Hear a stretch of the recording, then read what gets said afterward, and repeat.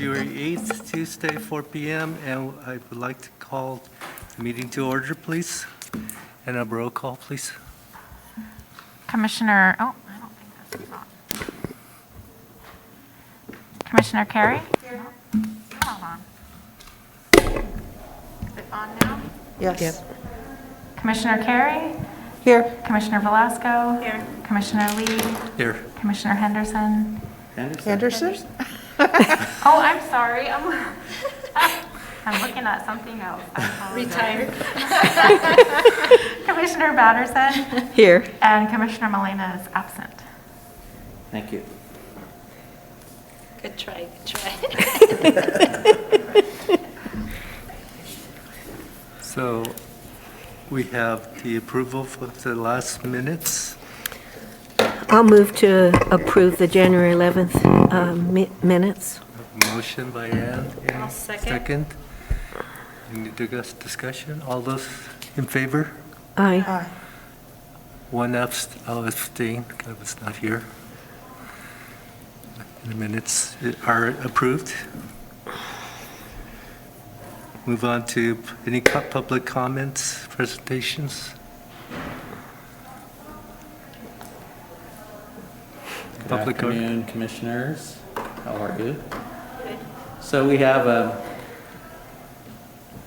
our interim assistant director, Mr. Smitherman, is going to do his art presentation. Sorry, Mayor, it's a replay of the last council meeting. If you didn't have a chance to see it on the council meeting, Dennis will kind of go through kind of where we are with the art plan and the process of the projects and things, and then just for informational purposes, in case you all get questions and kind of where we're going from there. So, Dennis? Good afternoon, commissioners, and sorry if you've seen this, watching it on City Council, but I did want to share with you what's been happening in the world of art since the approval of the Master Art Plan in 2019. Council approved the Master Art Plan in 2019, December, as written, except for the funding source. So in 2020, the commission committee was formed, and that's Ann Batterson and Rebecca Carey. Commissioners are part of that committee. We also have Laura Henderson is a part of that committee as well. Thanks, Sheila, for that reminder. And Anna Rubalcava is as well, and we're currently recruiting additional members to be a part of that committee. In 2020, we were reviewing the benchmarks and goals and editing the plan to be reposted with the changes the council approved. So the first year after the committee was formed, we really pushed hard to broadcast the public art plan as it was written, really make sure that the public was aware of it, what the goals were, work with the Chamber of Commerce and others that express interest in being a part of this project. We looked at how we were going to evaluate public art. Our first year was a little slow, so that was actually really good, reviewing utility art boxes, and really created a nice way for us to review projects and move them forward in the process. Again, continuing to recruit volunteers for the committee, and then also figuring out how we're going to distribute art throughout the community, what kind of art, whether it be a mural, a sculpture, in different aspects of public art. And then looking at creating a community engagement plan for public art. And we're still continuing to work on that one. That's an ongoing work in progress.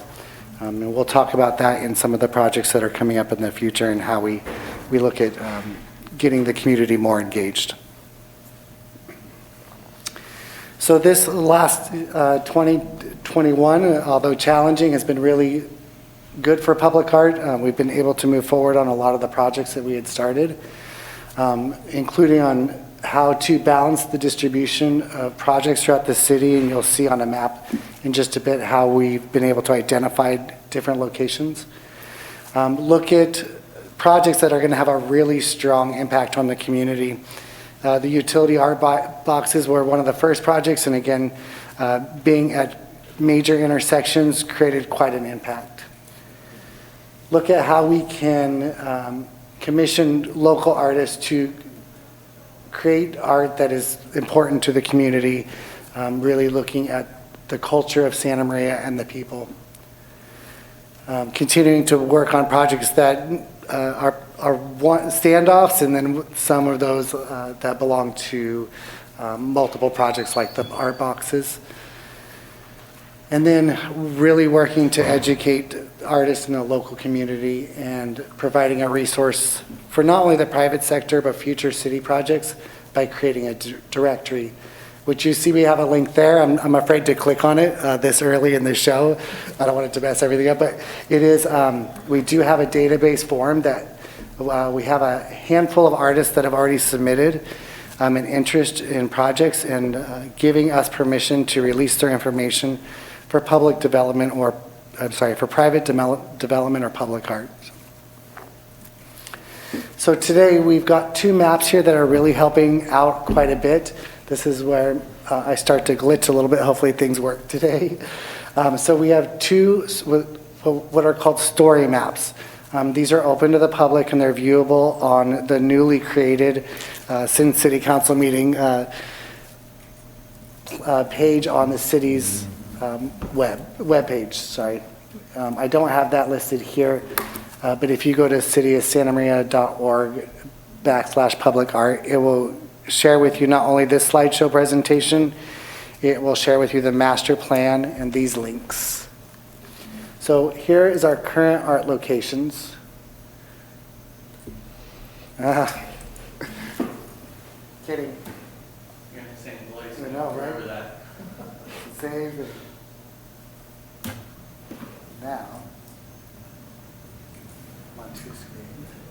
So there's a really pretty map of future art locations. I'm going to try to pull it up because I think this is important. If I can figure out how to get out of this.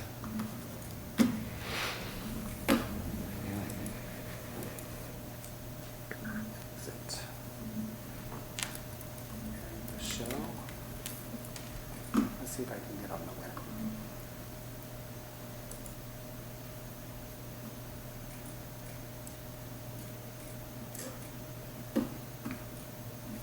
And I'm working on my computer at this angle.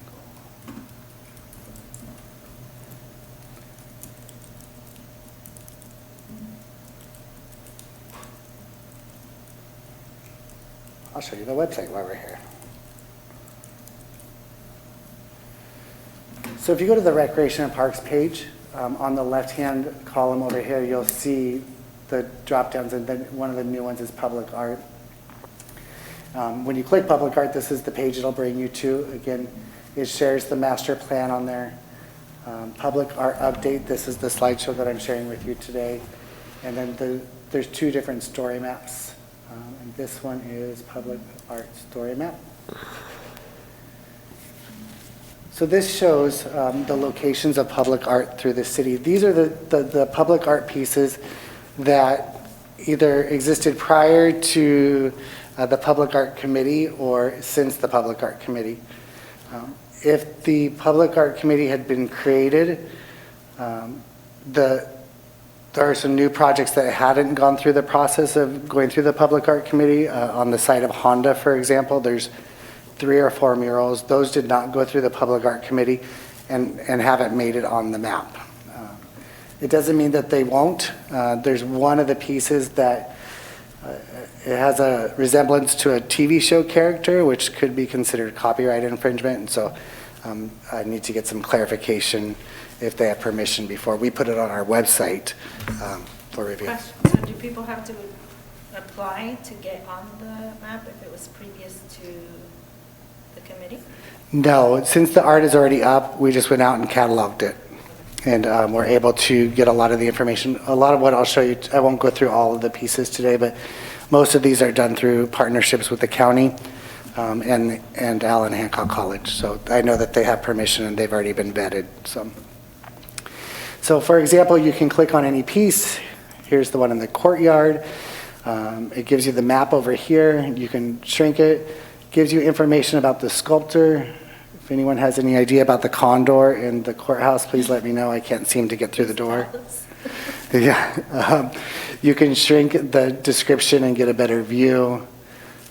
There's really a lot to look at. We've had thousands of views since this was published, so that's nice to see. Recently got a call regarding a bicycle group wanting to do an art tour on bike, so they're creating a map. We did start with a printed publication, but as you can imagine, every time we add art, it becomes obsolete, so we're sticking to a web version for now. And so you'll see these are all the pieces that we have. Since the Public Art Committee was formed, we go back to, I know they looked at this one. We talked about that one, whether that was a sign or art, but really right about here. So again, there's a lot of utility boxes, some murals, and now more recently the sculpture. So I'm going to go back a page. This one has been created, it was one of the benchmarks for the plan, and that is to, bear with me, I'm having a hard time reading that, to identify possible locations in Santa Maria. Now this map was made public last year in September to get input from the community. It has not been as broadcast as strongly as it could have been to get that input, but we'll continue to work on that. It explains a little bit about the public art in the city. If a resident has an idea for a location of public art where they could send it, they can also view the existing public art, the link we were just at. So just going through and adding some, we've identified different mural locations. I did just get a location at Hagerman Sports Complex. Hagerman's up there for a nice baseball mural. That'd be a real fitting place for that. But also looking at a sculpture location within Hagerman as well. So the public could just send an address or a picture or something like that to RP Info, and we would follow up and add it to the map. And then it would be up to the Public Art Committee to really look at the existing art and make sure that they're being equitable in spreading future public art out in those areas. Now let's see if I can get back to slideshow.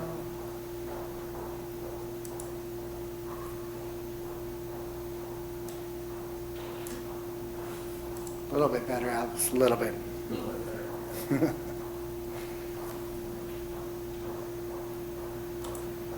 exciting part is to also let you know what's coming up. So this year in 2021, into 2022, we were able to accomplish 4 additional utility boxes. Each of these artists are fairly local, from San Luis to, Santa Barbara. And so we're thrilled to have them. We did not receive the number of artists submitting pieces as we have in the past. This was at the beginning of COVID, so I think that may have had an effect. But they definitely are popular. And since this project is done, I probably have had 10 calls or emails asking when we're going to do the next one and how they want to get a box near them painted. We've been able to work with the Utilities Storm Water Program to get these murals, sidewalk murals, which is an interesting concept. They're very large, which is different than what we typically see around a storm drain. But these are in front of the library. Working with the Santa Barbara County Arts Commission, Office of Arts and Culture, California Arts Council, and Allen Hancock College, Nancy Jo Ward's Valley of Light was able to be installed and opened this year. Commissioner Carey, were you at the grand opening? Yes. And so Rec and Parks helped create, if my mouse will work, I don't think that laser will work on that, the path that you see below the sculptures. But the project for the sculptures by themselves, without the path, was over $100,000. So, our little part there with some decomposed granite was minuscule in design over the entire project, but very much needed and very much appreciated, and I hope you get a chance to drive by it. Both daytime it blends in a little bit, I think, but at nighttime it really pops. And then our newest mural, which is at Atkinson, this is just an amazing piece. Don't mean to interject my personal feelings there, but This looks really great there. Oscar Pearson worked with 7 teens from local high schools to create this piece. 4 were selected, 3 signed up and wanted to join and participate, so we, of course, made room for them. Rec and Parks assisted with a little bit of the paint, but other than that, the funding all came from the Art Fund, Santa Barbara, the Art Fund in Santa Barbara. So they've been working with us the past couple of years, including the mural at the Discovery Museum. So they're a great group to work with. So in process or in the future, we have the mural at Jim May Park, which is going up currently. You may have seen some artwork that went up prematurely, but that's all been covered. And so if you are interested in joining us, they'll do their unveiling Friday at 4 o'clock. That's funded through the Chamber of Commerce Leadership Group, Santa Maria Valley Leadership. We have the mural at City Hall, which is right here, the old library facing Broadway. That is pending. That will be partially funded, mostly funded through Play Inc. We're working with our recycling program, who has recently received a grant to create a sculpture that will be twofold. It will look like a sculpture, a beautiful piece of art, but also to promote recycling. And will actually house a recycling bin inside the sculpture so they can collect those recyclables. Mcclelland Street murals. I don't know if you remember, we had the banners up and down Mcclelland Street showing the public where different locations were. We're looking at doing a project like that, but actually painted on the street to help the public be able to find each different department along the street. We have the art wall and sculpture at Chapel Plaza, which is grant funded through, I'm drawing a blank, it's not Prop 68, that one is, thank you, CDBG. So we did include some funding in that request for art and sculpture. We have the Veterans Memorial Park, our big project. Sheila just, I emailed her the plans today so we could get those printed and get permitted, and that'll be starting soon. We have a partnership just recently with Kiwanis, who's going to be purchasing a nice sculpture for that park, but we'll also have an art wall as well located in the park. The Enos House and Japanese Community Center, it's the Japanese Community Center people have been great to work with. They have a call out for artists right now to create a piece that will actually sit in the new facility behind the Enos House. And we've been collecting art and furniture for the Enos House that's period to the house, and we'll have that displayed all throughout that property. Utility art boxes, why it's there, it's pending. We don't have a set date yet for that. And the one I'm really excited about that just got off the call with them again today is the Broadway Street Beautification, which is from a clean air grant made to Caltrans in the amount of about $1 million. It is going to beautify the street, Broadway Street from Cook to Main. So we're looking at adding some colorful crosswalks, but not too colorful. We're looking at adding street medallions on the sidewalks, some really great permanent banners that will be laser cut from metal, and some kind of lighting designed to uplight the pedestrian overpass bridge from Macy's to Town Center West. We just submitted a grant for Battles Road Pedestrian and Bike Path. That's also through Clean Air California. This is the local grant opportunity. So a project was designed for about $2.3 million to beautify more than 2 miles of pedestrian and bike path. And the Carmen Triangle is one of those that I have in the file that sits back there a little bit until development happens. But there's a possibility for some great public art and community engagement in that area as well.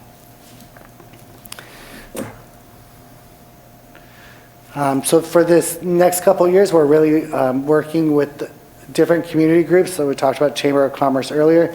I'll be presenting to what their downtown marketing district to talk about how important public art is to bring in tourism. here next month. And then just really sharing the word and seeing how we could partner together, using the art in Santa Maria as a tourist destination. Consider providing dedicated centralized venue. I'm constantly keeping an eye out for potential areas for exhibits and performances and things like that. So again, those can also go on the potential art map, and probably should if there's a potential venue that may come open someday. And then just constantly looking for additional possible funding sources, whether they be local through nonprofit agencies like service groups like Kiwanis, to national grant opportunities that become available, whether we build it into a park grant or a standalone grant for public art. And that's the end. Thank you, Dennis. Thank you. I want to thank you and the committee for all the work. It's very comprehensive. But how many of you have been up to Paso Robles to see the public gallery for art and crafts up there? Anyone? One? The public art where? By the park, they have a huge gallery Oh, yes. Okay. for in public. Paso, yes. Yeah, in Paso Robles. If you haven't, please go up there. And then somehow we need to get that for Santa Maria. And I don't know what it's going to take. It's going to have to be part of the master plan. But if we can get something like that, it's going to be huge to create a hub for art in Santa Maria and bring everyone together and publicly display all of the diverse types of art and beauty in the community. So please add me to the committee, whatever it takes. I want to get that on the master plan. Thank you. Any questions from the commissioners or any comments? Thank you, Dennis. I'll make a quick comment. The Atkinson Park mural was featured in Trees of Santa Maria, just FYI. Because it's a tree of Santa Maria. Yeah. It's so beautiful. It's just beautiful. I love it so much. And you want to mention where that is, what the link is for that? Oh, well, it's a Facebook page for now. That's Since this. treesofsantamaria.com. I'm sure everybody saw last night's edition. The gallery pear tree. They're all in bloom all over town right now, actually. They're gorgeous. Since we did have that request from the media to have a meeting. That's sent to right. them tomorrow. Trees of I just Santa wanna make sure we Maria. Plug them appropriately. Facebook page. Thank you. Yes, And thank you, Rebecca, for getting that going. So Alex, new business? Thank you, Commissioner Lee. So this is the month where we make our changes to the commission. I guess the first step is to thank Commissioner Lee for his leadership this past year, running our meetings and being the chair for the commission, bringing forward his ideas on a lot of the projects that we're moving forward. Thank you very much. My pleasure, thank you. You know, he brings that wealth of experience, you know, from his past life in the university system, and you know, it gives a different perspective on things, and so I appreciate that, and thanks. One of the things that we try and do is to recognize the commissioners, and they don't allow us to give you cash or anything. However, we do have a plaque, we do have a certificate for you, thanking you very much for your service. And we're going to wait for Commissioner Mcclelland to sign it, because we asked all the commissioners to sign. And to say thank you and appreciate again your leadership and your interaction with us staff, and again, the perspective that you brought to the commission as chair. So thank you very much. It's my honor, thank you. Usually what we'll do now is we'll transition the chairs, and Commissioner Velasco will take the seat of honor. And physically you don't have to move, you know, we're in the COVID thing, so we'll just let you sit where you are and you can run the meeting from there. Commissioner Velasco has chaired the commission before, so welcome back. We do try to rotate the chairs in seniority order. So the vice chair, as long as it's with the approval of the commission chair and the other commissioners, will be Commissioner Mcclelland. They'll move into the position of vice chair. And he's not here, but I briefed him on it, so he does know. We're not just corralling him while he's gone today. Yes, and so the next phase of new business is 5C, which is committee appointments. And Commissioner Velasco and Sheila, I'll let you all work out through committee appointments. Thank you, Alex. Thank you, Commissioner Lee. So we're going to go ahead, we talked about this last commission meeting a little bit about appointments. We had a little bit of discussion about creating a new committee, so we can go ahead and discuss that when we talk about it. I think we're probably going to need a little bit of a reminder who's on what committees, and then we can just go that way. If you wish to remain, then we can go that way, or if you're requesting a change, then we'll do that. Thank you, Sheila. Will you run down the committee list? So the first committee is the Budget Committee, and that is Commissioner Velasco and Commissioner Batterson. Commissioner Batterson, do you wish to remain? Yes, I can stay on that. Is anybody else that would like to? Of course, the most popular committee. So we'll go ahead and keep those appointments. So Commissioner Velasco, Commissioner Batterson. The next one is the Park Development Committee, and that is Commissioner Batterson and Commissioner Carey. Do you two wish to remain? I do. Yes. Commissioner Lee, is there an interest in joining? Yes, please. So we can only have two, so we have to decide. Oh, he can have one. You'll withdraw from that committee? Sure. Okay. So for this year, we'll have Commissioner Lee and Commissioner Batterson on Park Development. The next one is the Community Partnerships Committee, and that one is Commissioner Molina and Commissioner Velasco.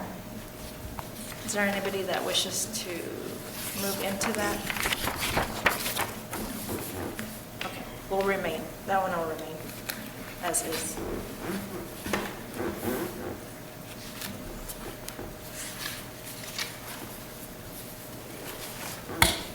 And the next one is the Play Inc. And there's only one on that one, and that one's Commissioner Velasco. I believe my term is not up yet, so if I can remain on that, I'd like to. I'm going to appoint myself. Is there It's only okay. one or? There's only one.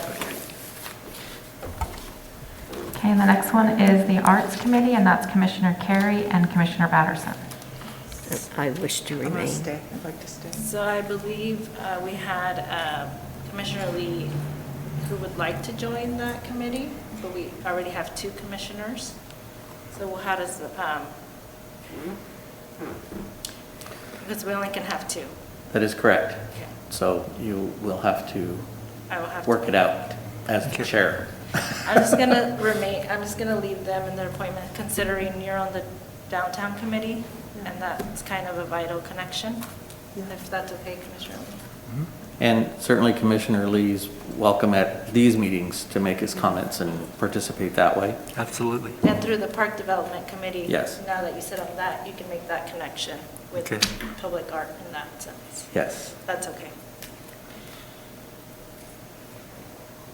And the next one is the Public Relations Committee. It's Commissioner Molina and Commissioner Lee. Do you wish to remain on that? I'll remain on it.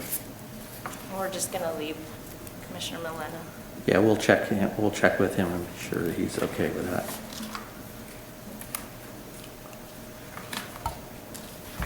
And then the next one is the Downtown Specific Plan Committee, and that is a 2-year appointment, and Commissioner Carey is on that one.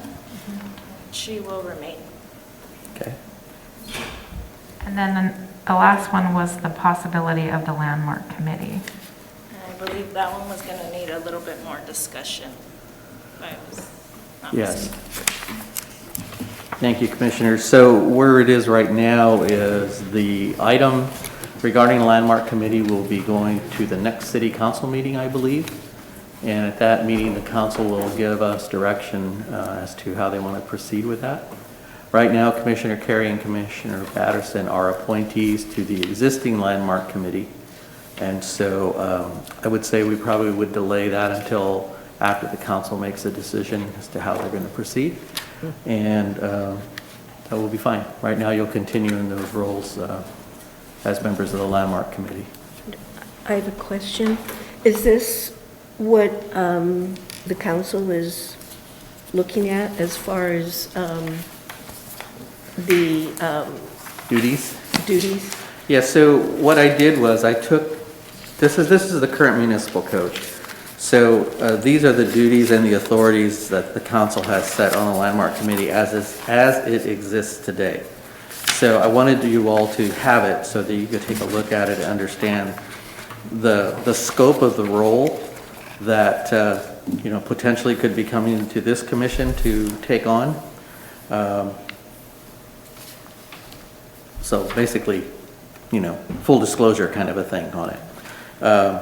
So those two commissioners that would be appointed to the landmark committee as commissioners from this commission would be looking at how we would take these documents and work them into an operation plan for the new role of the commission. Does that make any sense? So it doesn't have to be exactly. It does not. I haven't seen the staff report yet going to the council, but I believe that what it talks about is that this commission would set up how it will operate the landmark committee as far as the internal operations. The goal would be to make it a subcommittee of this commission, and we would invite people from the community, i.e. those people that are on the landmark committee now, maybe somebody from the historical society, and get them involved in the committee work, and that committee work would happen off time away from the commission meeting, and the commissioners that are appointed to that committee would bring it back to commission for any official action. Like I said, I haven't seen the staff report. It was developed by the city attorney, so I'm hopeful I'll see it this week. And when we come back in March, no, wait a minute. Oh, wait, April. April, then we'll have something to look at rule-wise, so you can take a look at how it would work. So it would be similar to the development committee, where it's three members, but we have a sitting commission member, and then the commission member comes back with decisions, or that one's a little bit more structured? A little bit more structured. I kind of see it like you'd have two commissioners, and again, it's just throwing this out there. It's more like the play board, where you have a commissioner that represents the commission and has a role to play at those meetings, either by chairing it or guiding it along those meetings that happen. And then we would invite the members of the community to those meetings, have discussions on topics, look and see if there are nominations for historic landmarks that they be considered according to the policies, and then bring it back to the commission. The commission has to take an official action then to send it on to the planning commission. The way it's set up right now, the planning commission actually does the designations. So your role is really to hold the public comment and then make a recommendation on the planning commission. At least that's the way it's set up now. That may have changed in the new draft, but again, I haven't seen it, so I can't tell you too much more than that. I'll just make a clarification. At the meetings as they stand right now, we have a representative of the Historical Museum. We have another member that is a member of the Airport Museum. And then usually there is a representative from the Planning Committee there. And then we have a citizen representation. Community, yeah. Yeah, and then the two of us are there. So if everybody's there, was it 5 or 6? 6, I think, with the planning at this time. Okay. So we'll just wait to see what the staff report comes back with. Yes, more to come after council action, yes. Okay. So we'll go ahead and table that until April or May. Yes. Thank Do you. we have to make a motion on the committee assignments? We do not. It is the Okay. commission chair's prerogative to appoint the committees, so as long as you agree, it's a done deal. Okay. I have a question for the historical committee. Is there any collaboration with the museum by the Chamber of Commerce? Yes. Yes, Yeah. we have actually the chair, he's from the historical. Yeah, Mr. Zamitis right now, as the landmark committee chairman, is also a member of the Historical Society. I don't know if he's on the board anymore, but he is a member of the Historical Society. One of the thoughts was that we would actually expand that and ask the executive director of the Historical Society, Cindy Ransom, to join the committee, or at least come to some of the meetings now and then. So there's a lot of ideas kind of being batted around. Actually, and I just was in a meeting with a woman that works at the Natural History Museum, Mhm. and she's interested in possibly joining with us, so, Yeah, there's so much history here, so There's so rich. Yeah. yeah. Well, Yeah, yes. and and it's funny in our relationship, like even with the Japanese community lately, and finding out more about their presence in the valley and their contributions, been interesting to see. So there's a lot of stuff out there that the landmark committee could go kind of crazy on, if it gets out there. That's cool, So. that's good. Thank you. So we'll go ahead and move on to old business. Item 6A, resolution to preserve the public green space. And I believe there's a resolution in your packet. Yes, so thank you, Commissioner Velasco. At our last meeting, we talked about the fact that, we were looking at downtown happening and kind of the wheels are turning, and this is the time to kind of jump in to the middle of it. And so my concern was the loss of the very minimal open space that we have downtown, and the fact that downtown development is actually looking at increasing our density dramatically in the downtown, and something that needs to be at least addressed by the commission, I think, something that needs to be pointed out that, hey, keep in mind this is coming. When developers come downtown, they're they're looking at pretty much one thing, and that's money. How many houses can I build? How many people can I squeeze in the downtown? And how can I do it at the less cost to me as possible? So we're trying to figure out a way to notice our members of the Planning Commission and the council that there are concerns and that they should be considered anytime downtown development is moving forward. I sat in on a meeting yesterday where they were talking about the RENA numbers, and the RENA is the critical housing within a city. There's a state mandated law that kind of sets up these goals. So the RENA numbers are updated every 5 years.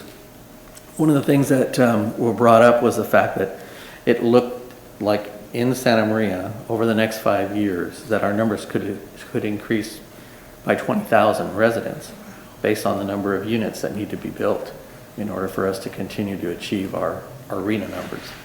So it's interesting, Mr. Alvaro from the planning department had some really good numbers and looked at what are the impacts. But they kind of fall short of how do you address those impacts. They identify the fact that you're going to have these other 20,000 people living in the downtown. But it is, the state doesn't consider infrastructure, water, sewer, garbage, parks, streets, those kinds of things when you bring all those people downtown. So I drafted the resolution that I sent out a few weeks back to you, kind of with that in mind, that, downtown's going to be changing. It may not be now, or it may not be in 5 years or 6 years even, but that the commission should take a position as to what it is they want to do. So you've all read the resolution. I'm not going to read it, but it's available if someone is interested. I would like to move down to the now therefores.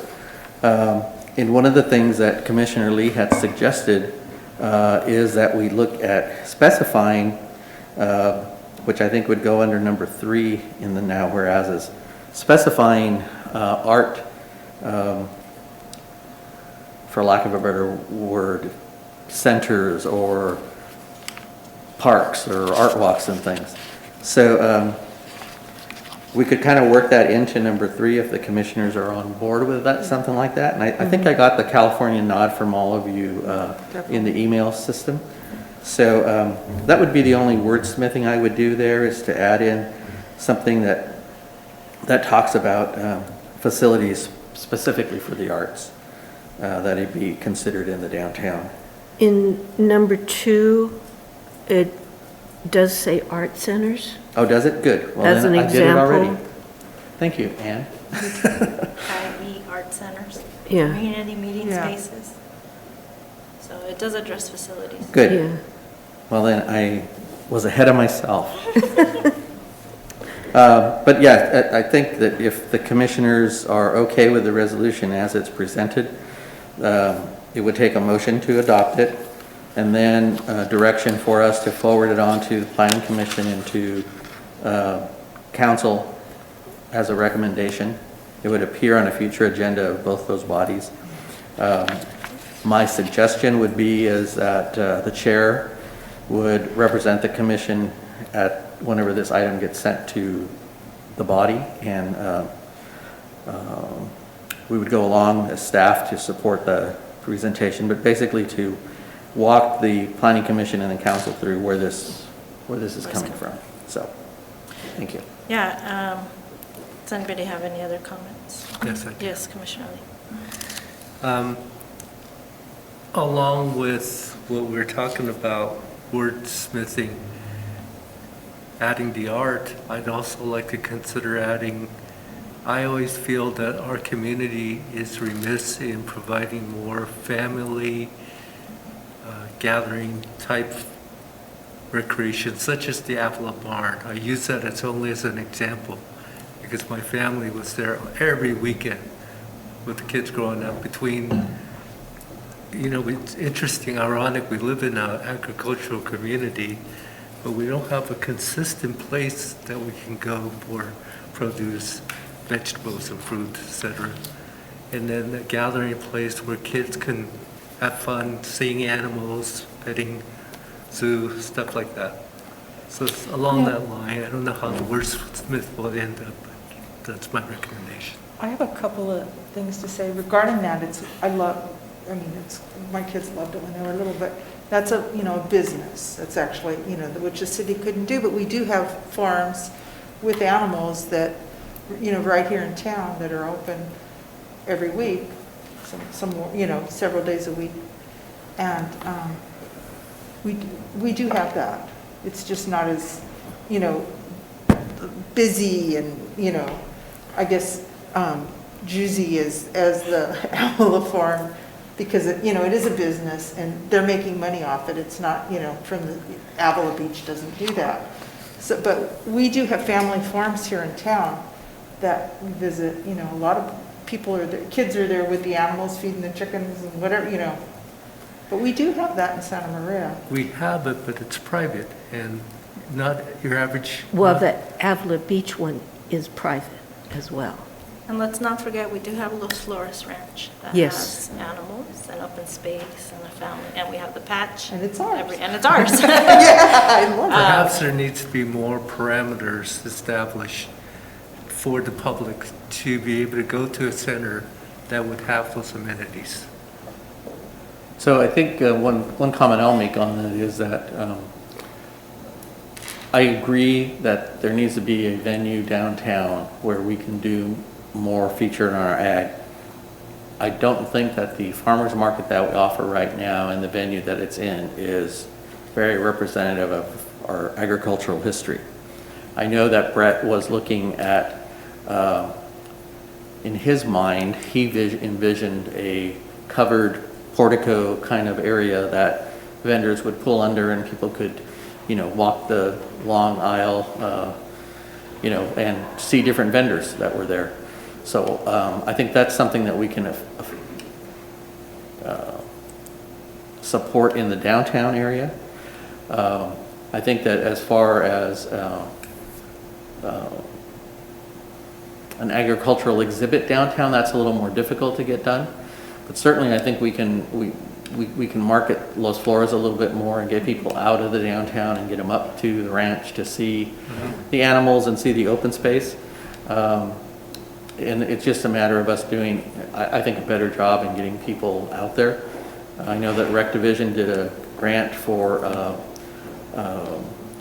people who were transportation challenged a couple of years back, and we got regular field trips up to Los Flores, and the kids and the families really enjoyed that. But that may be something we can do, is push the marketing of what's up there and get people out to that location. But I agree in the downtown, and maybe that's again where we talk about the arts, in that area. Well, I think that's, in my opinion, what we're trying to do with this recognition is that Perlman Park could be that.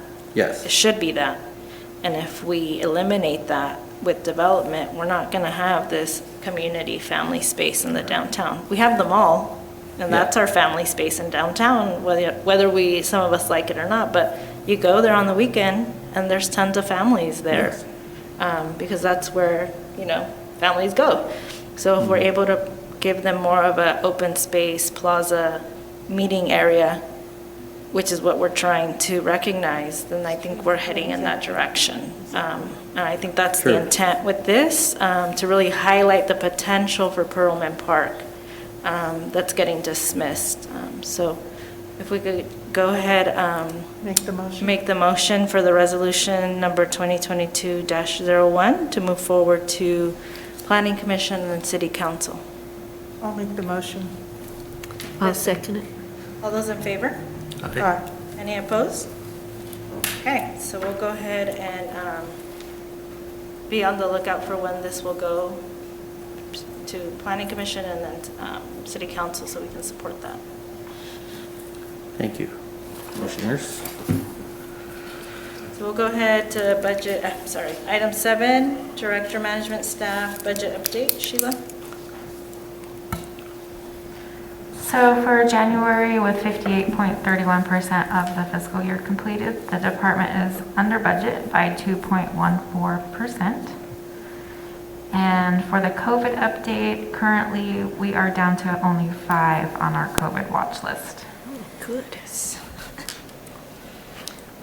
Any questions on the budget? Okay. Commissioner Velasco wanted to thank Sheila for taking on the role of being our COVID person. It's much beyond just tracking numbers. Dennis has jumped in and helped out so that we can stay on top of it. The requirements are just crazy. So I wanted to thank her for that effort. Dennis too, thank you. It's daunting, the requirements. Thank you. Keeping it all straight. Noteworthy are in your packet, page 10 to 13. If anybody has questions on that. And then we also have a paper copy of upcoming events here printed for us. Director's report. Very brief today. I'm sure you're all aware of the incident at the mall this past weekend. Very tragic situation again. As you know, the security of the mall is the ranger's responsibility. It's been an ongoing problem for at least the last couple of years with card clubs, card groups, groups of youth, well into the evening after the mall is closed and everybody's pretty much cleared out, that they just hang out. When the situation got ugly this past weekend, and unfortunately, we had the 2 individuals that were killed and injured. It does strike at home because it is our, we look at it as our facility. Casey and I met with the police department today to kind of go over security issues there and how to make the structures more secure during the evening hours. So we're working on a plan with police to address that issue. It's just the hangout, for lack of a better term, and it seems to be a place that we managed to control it on the old parking garage by closing the 3rd level. We did that probably a couple of years ago now. So now the situations have moved over to the newer building on the north side. So we're looking at similar steps to take, securing the levels after hours. Most of our officers go home, around 10 o'clock to 10:30. So we're looking at some immediate changes in schedules to try to deal with the situation now. And as I said, police are also working on their approach to how they'll handle the situations there. And again, a real tragic situation. We really feel very, very badly for the family. That's just totally unnecessary kinds of things that happen, unfortunately.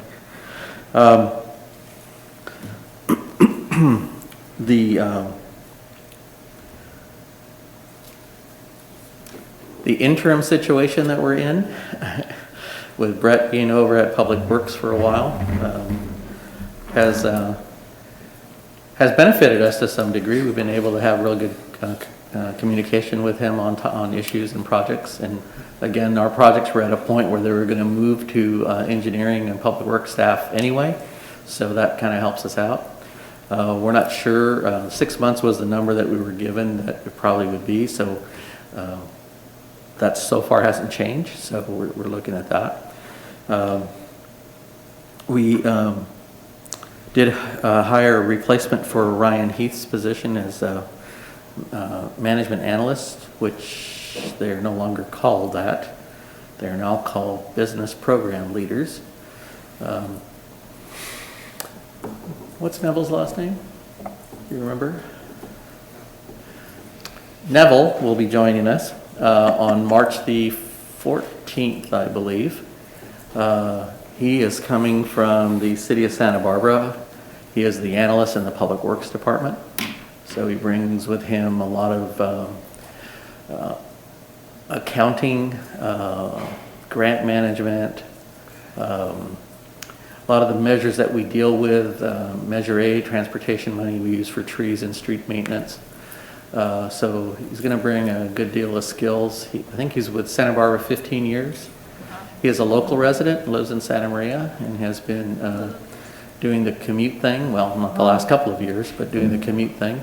He has a couple of young children, so he's interested in our services. So Nice. yeah, so he'll be a good addition.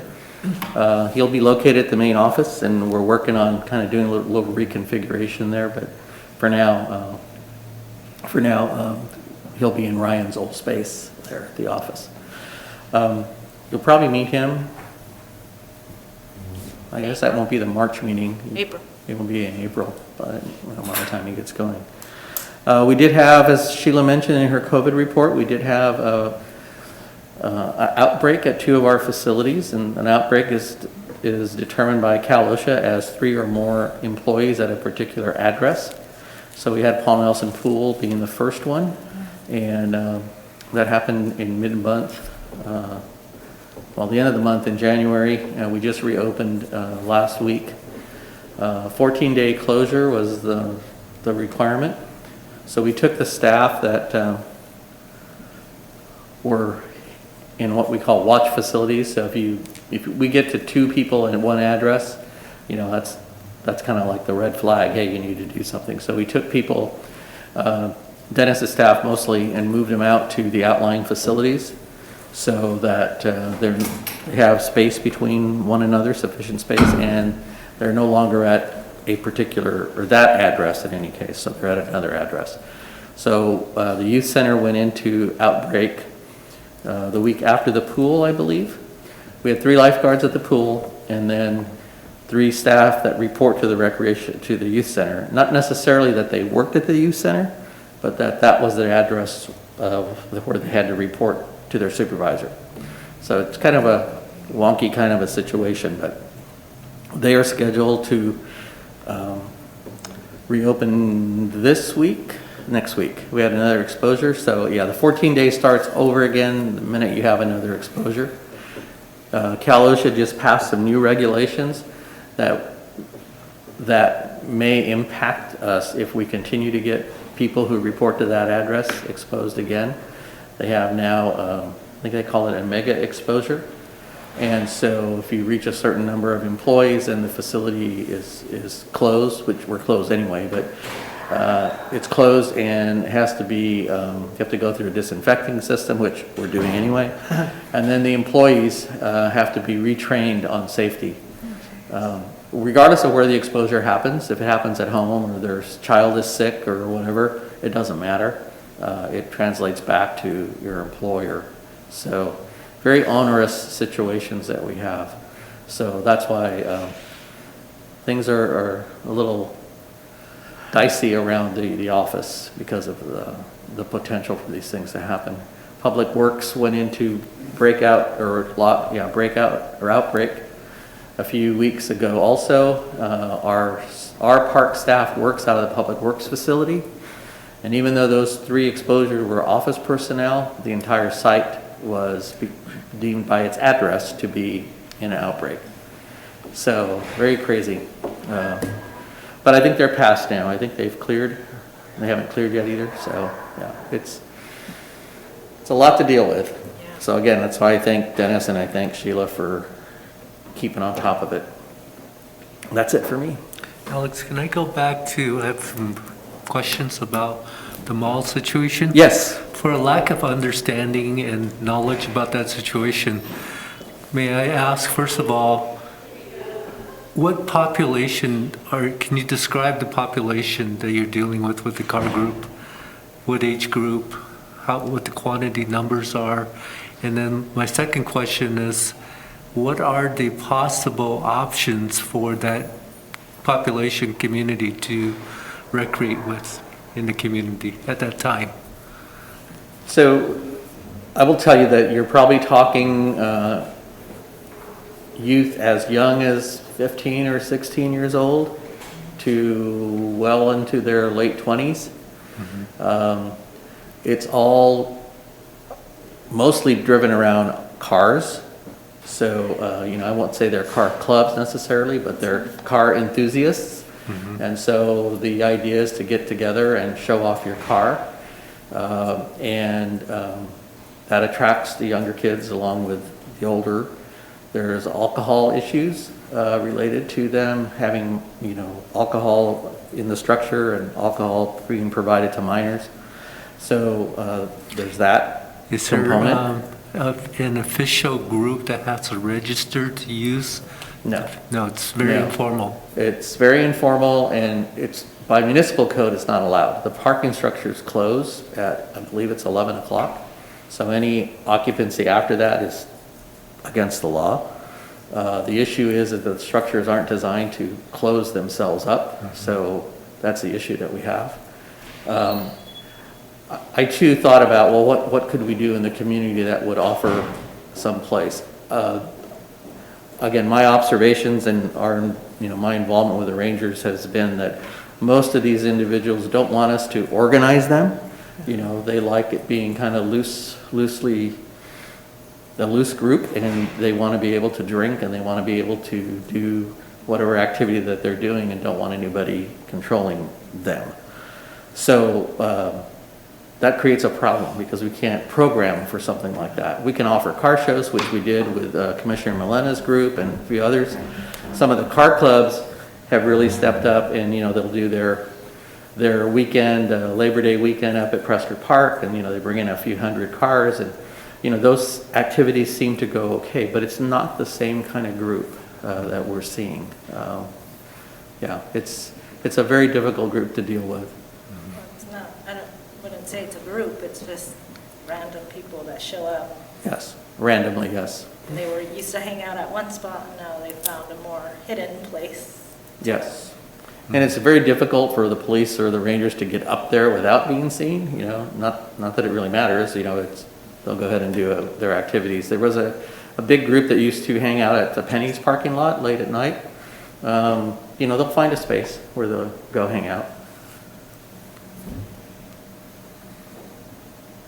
Thank you. Nope, thank you. Okay, so we'll go ahead to go to the Recreation Division report. Good afternoon again. Lots going on in recreation. I want to thank Rudy again for presenting last month. Sorry I wasn't able to be here. I was at a training. One of the things Rudy talked about last month was the recreation guide and the cost and how prohibitive it was. So it's a great timing that I was away. I had worked with another city, Escondido, who uses a great program that we're really looking into to provide that same information to our public just without the cost, and that's a flip book. And I'm not sure if you remember flip books. They were a thing that kind of died off for a while, but since COVID and the resurrection of the QR code, it is an online component where people can literally flip through the book digitally, either on their phone, their iPad, their tablet. And so we're looking at creating a bilingual virtual recreation guide. We will distribute a postcard to the community. We anticipate that will drop that cost. The postage right now for a postcard is between $6,000 and $7,000 to all the residents, but it does beat the $18,000 we were looking at paying for the recreation guide. So we're looking to have a kickoff for our new virtual recreation guide for April through September. It'll have our programs available. And most of you know where my office is. I sit right by the front desk. I know it's a missed component. I do hear people coming in constantly asking for, you know, do you guys have a catalog? Do you have a catalog? So we're going to be able to provide them a catalog virtually, and we will do a small run in print. That way, for those who don't have access to the internet, we'll have something available for them as well. We may break it down into smaller components, so if they just want swimming lessons, we'll just give them that page instead of mass producing, you know, a big guide. So we're really excited about that. It looks like it's going to be a great opportunity for us to get the program information back out to the community, as well as special events and activities. So, and that's the big thing the group is working on now with COVID shutting down the youth center. Staff are spread all over the place. I often have to refer to a cheat sheet because I can't remember where everybody is right now. But they're really working on spring break right around the corner, April and Easter. So we have a full lineup of spring break activities for the teens and youth and families. We'll be doing some typical spring break activities, but also some new field trips and some programs out at Los Flores Ranch, at the cabin at Buena Vista Park. And again, aquatics will be offering rec swim during that week for those youth that are out of school, offering some more kayak and paddleboard classes as well for those youth.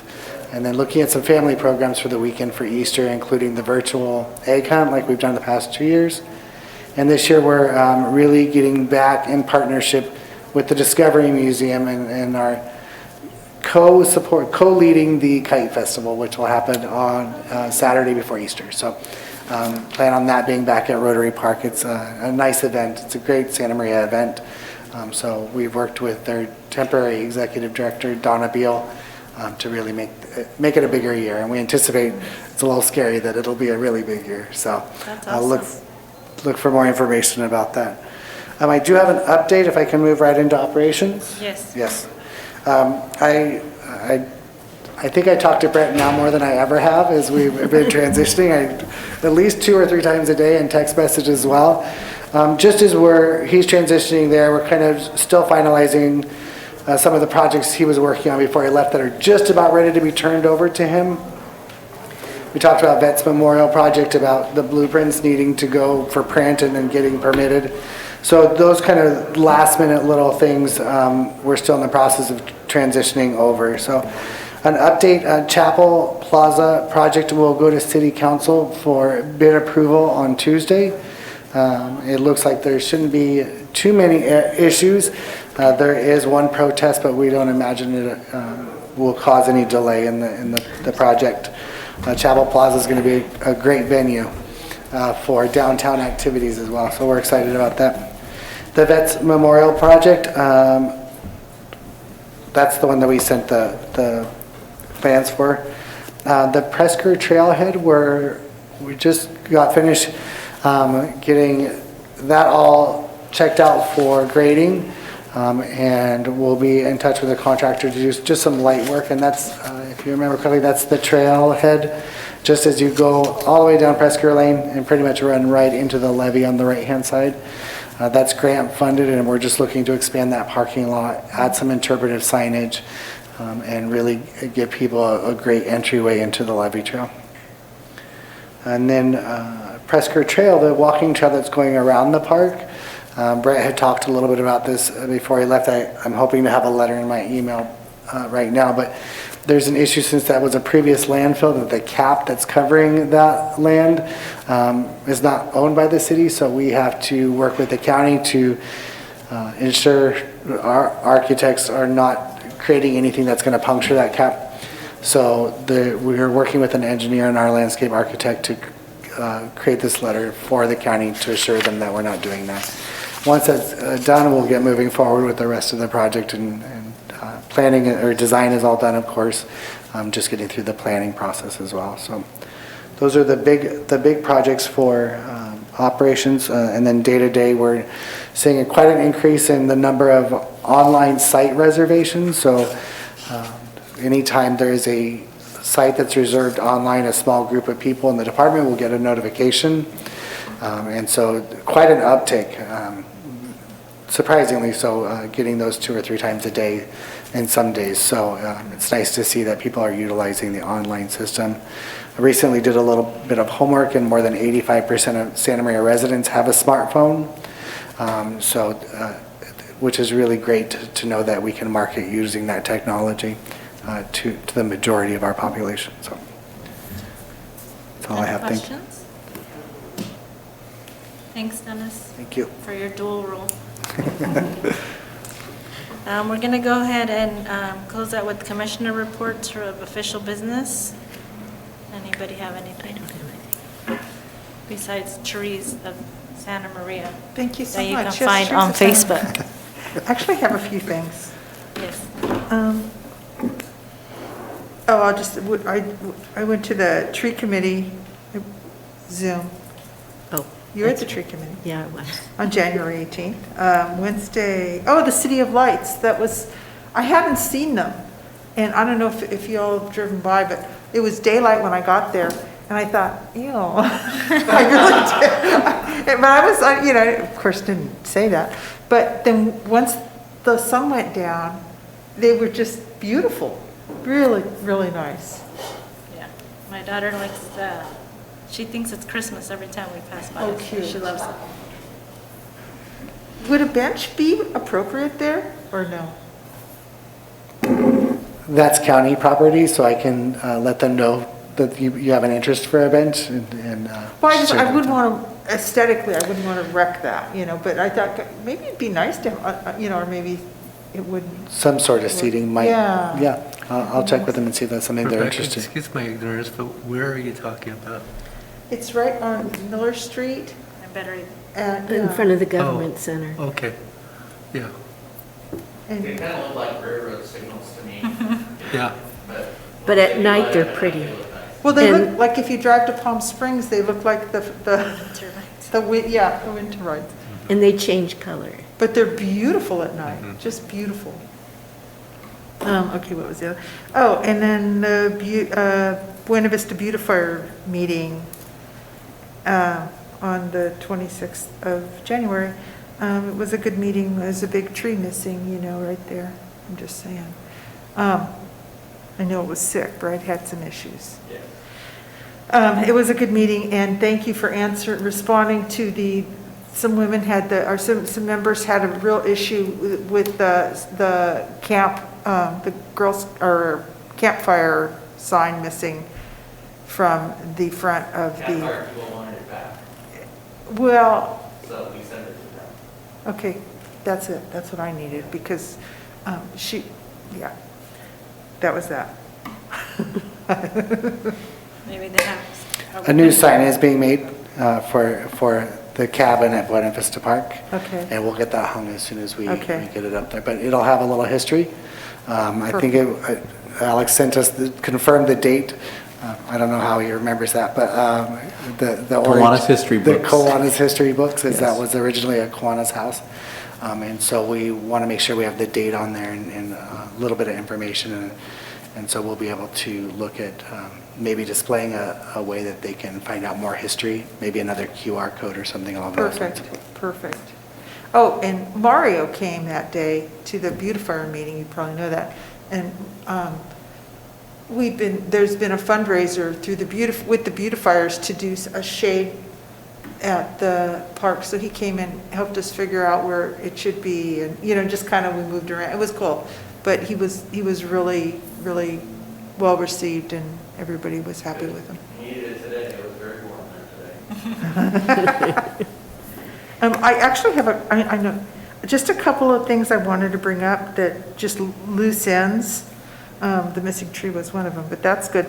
The electric box at Jim May Park in the gazebo is still being utilized by people. Is that supposed to be people come and plug in their stuff and charge things?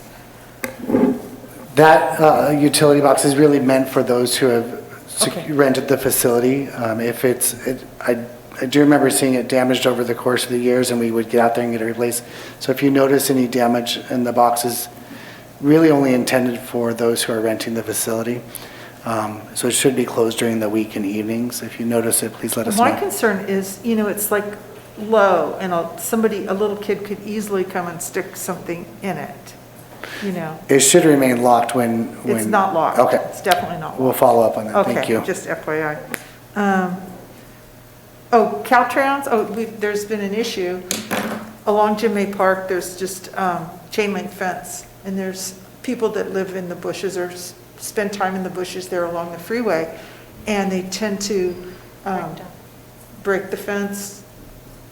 It's just horrible. The horrible thing is that a dog could easily run on the freeway, and actually they have, or children, But Caltrans was there today.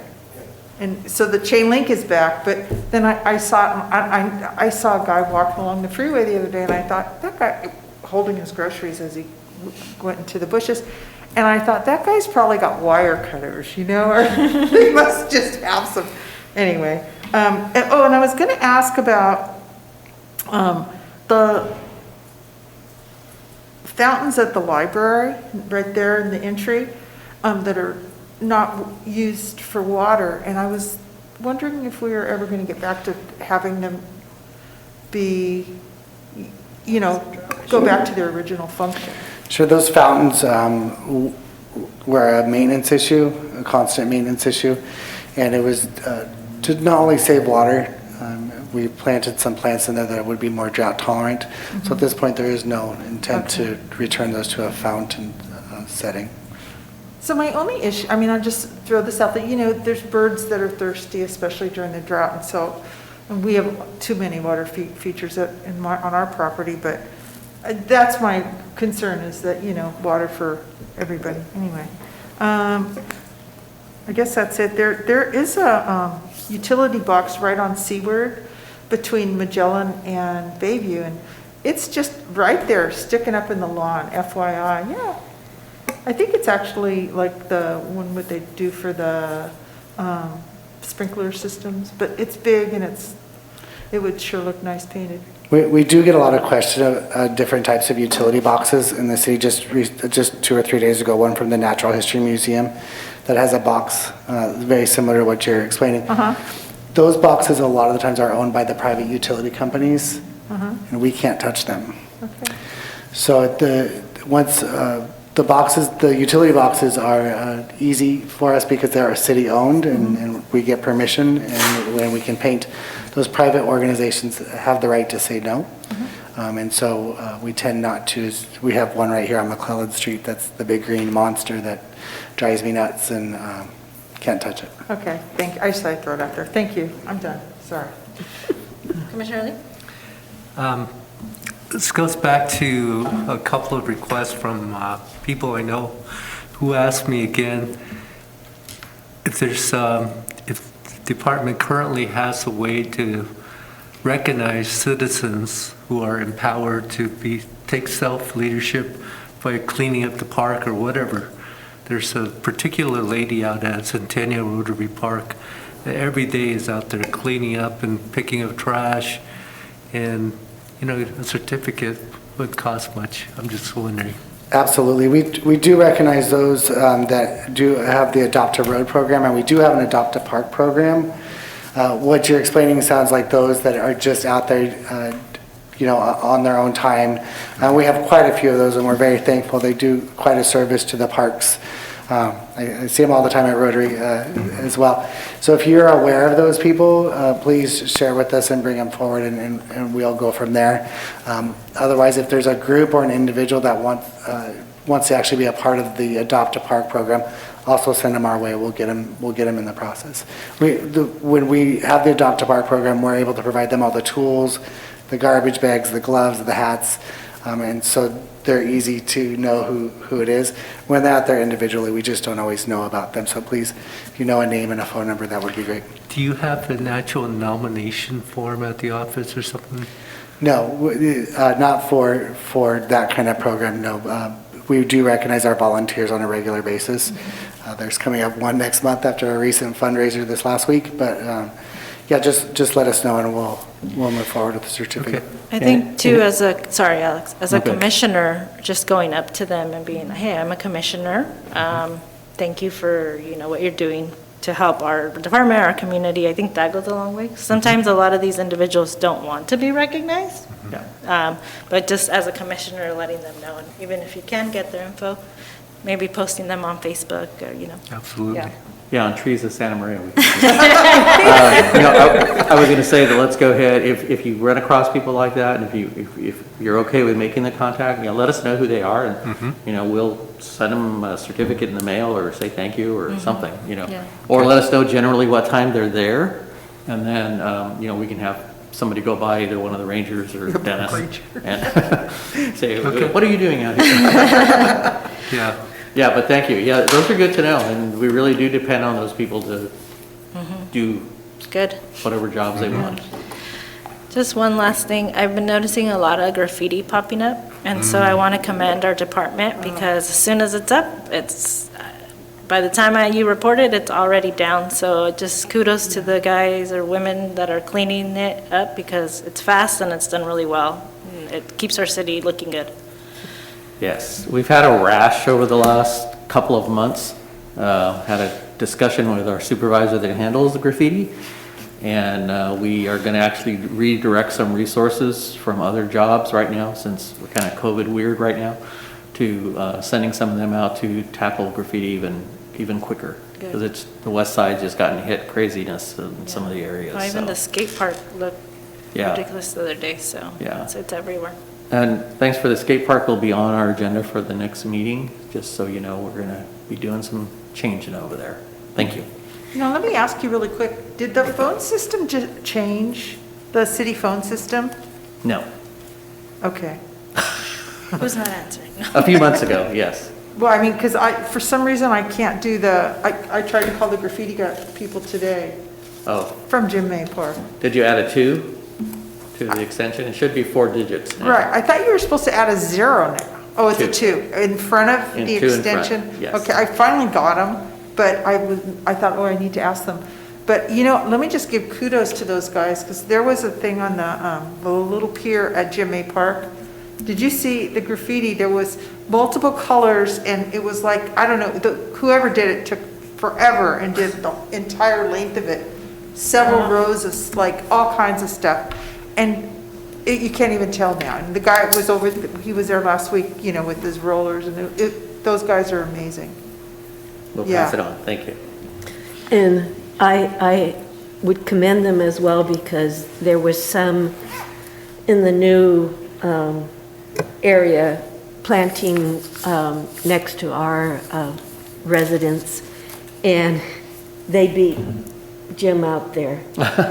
He had seen it, he went back to the house to get the stuff he uses, got back out there, and it was gone. So he says, "They beat me." All right, so we'll go ahead and adjourn to April 12th at 5:30 at Minami. Okay. Hopefully we'll be